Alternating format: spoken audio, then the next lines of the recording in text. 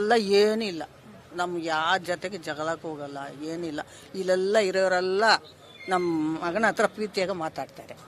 ಹ್ಞೂ, ಏನಿಲ್ಲ.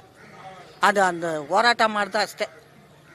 ಹಾಂ, ಒಂದು ಹಸು ಹಾಸ್ಪಿಟ್ಲಲ್ಲಿ ಅಷ್ಟೇ. ಹಾಂ, ಅಂದ್ರೆ ಹಸು ಆಸ್ಪತ್ರೆಯಲ್ಲಿ ಈಗ ಹಿಂದೆ ಒಂದ್ಸಲ ಹೋರಾಟ ಮಾಡಿದ್ರಿ ಅಂತ ಹೇಳಿದ್ರಿ. ಇದೇ ಒಂದು ಕಾರಣ ಆಯ್ತಮ್ಮ ಇವತ್ತು ನಿಮ್ಮ ಹಸುಗಳ ತಮಕ ಬರೋ? ಹೇಳ್ತಾ ಇದ್ದೀನಿ, ಅದೇನ ಏನೋ ಗೊತ್ತಿಲ್ಲ.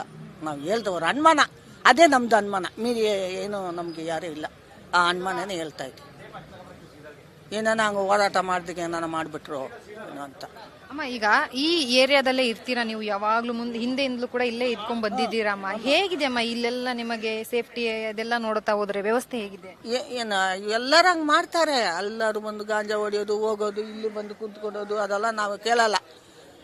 ನಮ್ಮ ಕೆಲಸ ನಮ್ಮ ಹಾಲು ಮಾರಿಬಿಟ್ಟು ನಾವೆಲ್ಲ ಗುಡ್ಸ್ಬಿಟ್ಟು ಇದು ಮಾಡಿಬಿಟ್ಟು ಹೋಗ್ಬಿಡೋದು ಅಷ್ಟೇ. ಅವ್ರ ಹತ್ರ ನಾವು ಮಾತಾಡಲ್ಲ. ಎಲ್ಲನ ಬಂದು ಎಲ್ಲನ ಹೋಗ್ಲಿ ನಮಗೆ ಅದಕ್ಕೆ ಅಂತ. ನಮ್ಮ ಮಕ್ಕಳು, ಗಂಡು ಮಕ್ಕಳು 3 ಮಕ್ಕಳು ಐತೆ, ಅವರು ಕೂಡ ಯಾವ ಮಾತಿಗೂ ಹೋಗಲ್ಲ. ಅವ್ರ ಕೆಲಸ ಏನು ಮಾಡಿಬಿಟ್ಟು ಹೋಗ್ಬಿಡ್ತೀವಿ ಅಷ್ಟೇ. ಅಮ್ಮ, ಇವತ್ತು ನಿಮ್ಮ ಹಸುಗಳಿಗೆ ಇಂತಹ ಪರಿಸ್ಥಿತಿ ಬಂದಿದೆ ಅಮ್ಮ.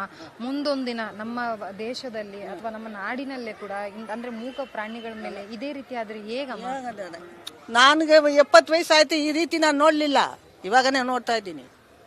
ಅದೇ ಪ್ರತಿಸ್ಪಂದನೆ ಏನಾಗ್ತೈತೆ, ಏನು ನಾಶ ಆಗೋತು, ಈ ಕೋಮದ ನಾಶ ಮಾಡಿಬಿಟ್ರಲ್ಲ, ಏನೋ ಆಗ್ತೈತೆ ನಮ್ಮ ದೇಶಕ್ಕೆ ಅಷ್ಟೇ.